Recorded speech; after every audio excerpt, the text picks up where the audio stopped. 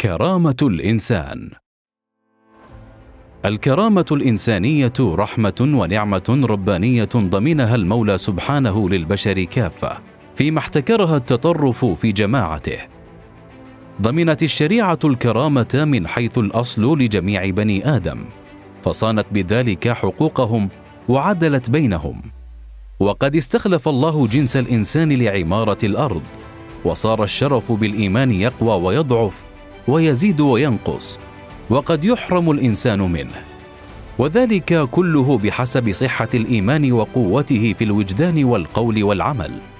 بينما ربط التطرف الكرامة الإنسانية ومضامين وجدانها بقناعاته المنحرفة، فاعتدى وطغى وظلم، مزورا في هذا معاني النصوص الشرعية، مسيئا بذلك لصورة الدين التي جاءت بمكارم الأخلاق وبالرحمة والهداية للعالمين.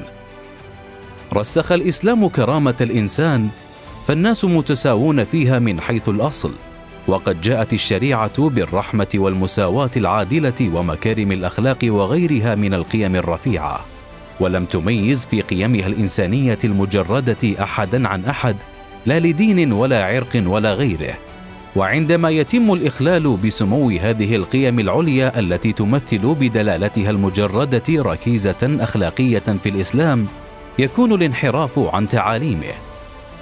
تتطلب صياغة الشخصية المتكاملة زرع قيم الوئام مع الجميع، واحترام الآخر كإنسان قد كرمه الله تعالى في كتابه الكريم وسنة رسوله الكريم صلى الله عليه وسلم، كما تتطلب تفهم سنة الخالق في الاختلاف مع الآخر واستيعاب حتمية وجوده، كل ذلك مع استصحاب الهوية بكافة معانيها ومتطلباتها، فهي راسخ ثابت لا يقبل المساس به تحت أي ذريعة.